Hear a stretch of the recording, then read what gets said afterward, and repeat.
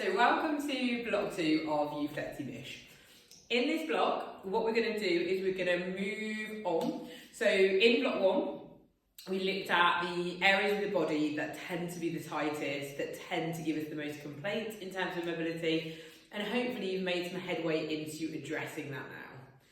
What we're going to do now is we're going to restore movement in all the planes of motion for those joints, is the idea.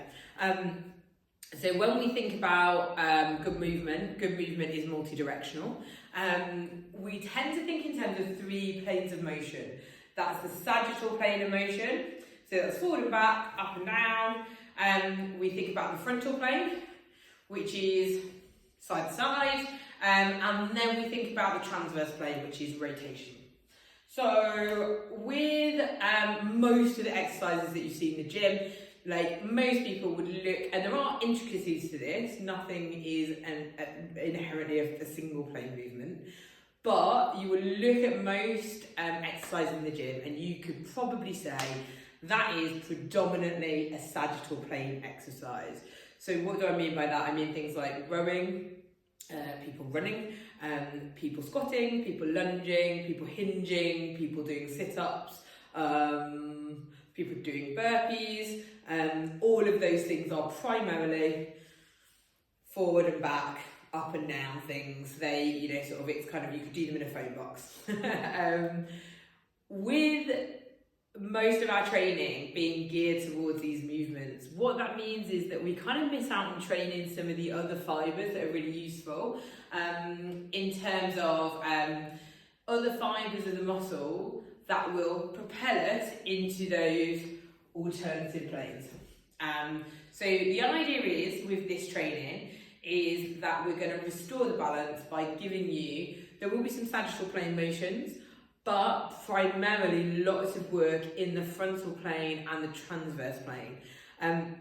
The idea is basically we'll restore the full range of motion to the joints that we have kind of mobilised a little bit, for want of a better word.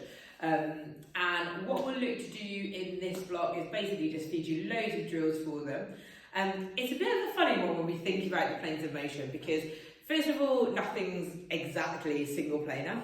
I think is that the word? I don't know. Multiplanar, single planar? I don't know. That's what we're using. But also, what does the moving in the frontal plane mean? This is one example of moving in the frontal plane, but so is this.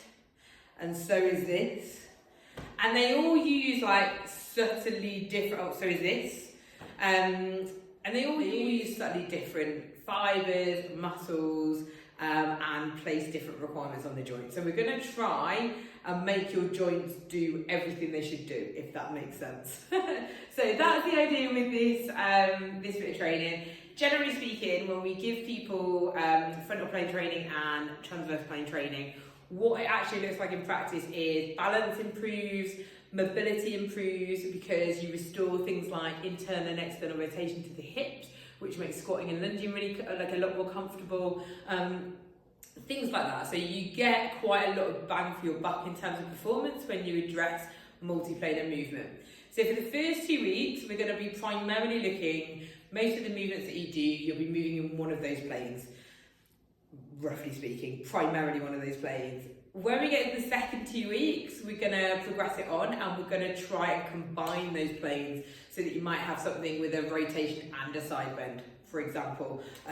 So that will basically just up the difficulty requirement, up the challenge, up the amount of movement options that we're restoring to your body, and hopefully it should create a nice little lead in to our next block, where we will be developing overall strength for mobility.